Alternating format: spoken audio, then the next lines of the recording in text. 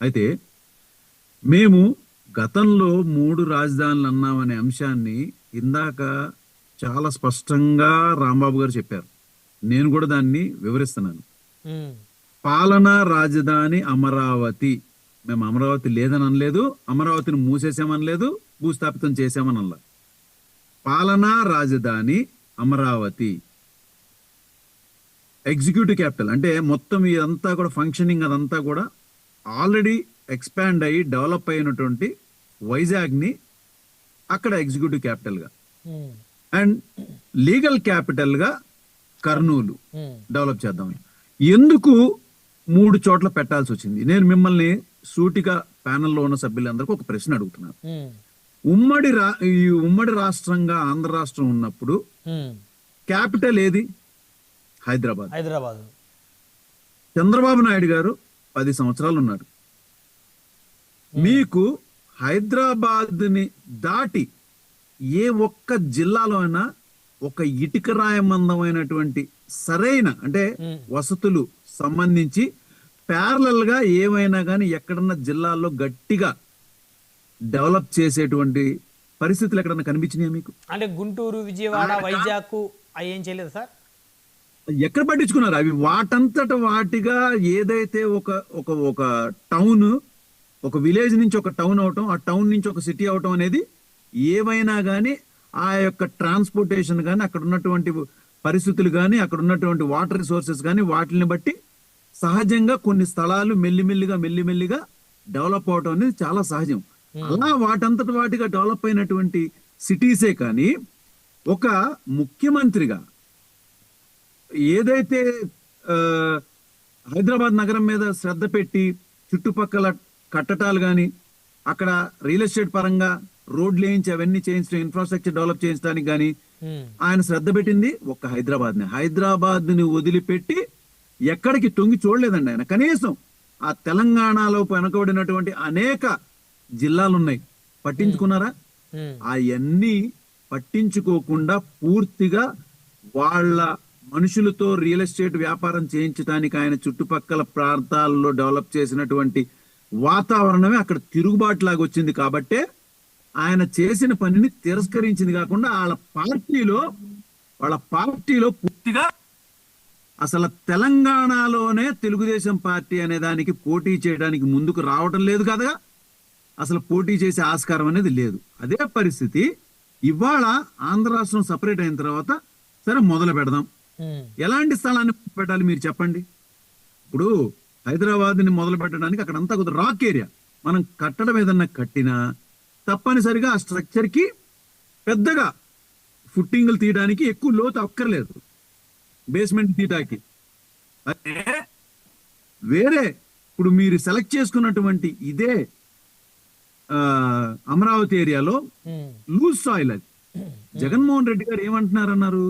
అక్కడ పూర్తిగా తీసేశారు, ఆపేశారు, ఒక్క ఇటుకరాయి కూడా పెట్టలేదని. పోనీ మీరు ఈ మధ్య కాలంలో ఈ సంవత్సరం నుంచి మీరు ఇటుకరాళ్ళు ఏంటి పెద్ద పెద్ద ఫుటింగ్లు వేస్తున్నారు, పెద్ద పెద్ద స్లాబులు పోసి అన్ని చేస్తున్నారు. మరి అవన్నీ చెరువులు తలపించేటట్టున్నాయి కదా. ఐకానిక్ టవర్స్ చుట్టూ మీరు చూడలేదండి? విజువల్స్ చూసారా మీరు? ఐకానిక్ టవర్స్ కోసం తవ్విన తర్వాత దాన్ని తీయటానికి దాదాపుగా ఆ 2 కట్టడాలకు సంబంధించినటువంటి అక్కడ స్టాగ్నేట్ అయినటువంటి వాటర్ వర్షాల ద్వారా కానీ కింద నుంచి నీళ్లు ఊరటమే కానీ ఇవన్నీ ఒక్కొక్క చోట దాదాపు 30 నుంచి 40 మోటార్లు పెట్టి ఆ వాటర్ ని బయటకు తీయడానికే సగం సాయం అయిపోయింది.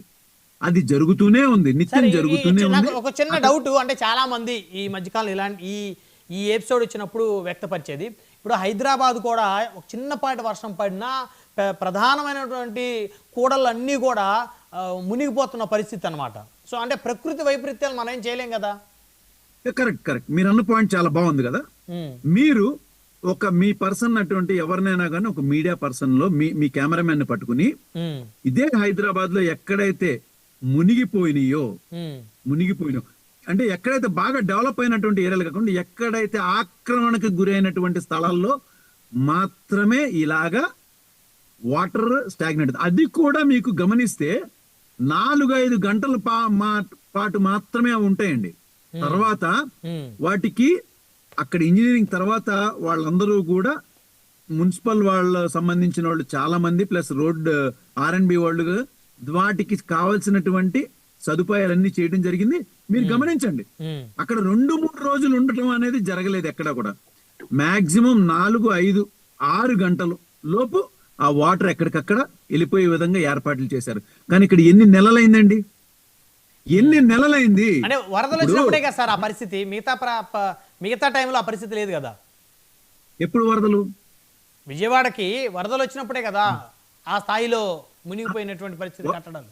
మరి వరదలు వస్తాయని తెలిసినప్పుడు ఆ ప్రాంతాన్ని ఎందుకు సెలెక్ట్ చేసుకోవడం? ఆ వరదలకు సంబంధించినట్టు వాటర్ దానికి వెళ్ళే ప్యాసేజ్ అదే. ఆ ప్యాసేజ్ ని మనం ఎప్పుడైతే బ్లాక్ చేస్తామో నీళ్లను మనం ఆపలేం కదండి. అవి ఏదో ఒక రోజు దాని యొక్క స్థానాన్ని అది ఆక్యుపై చేసుకుంటే అవి.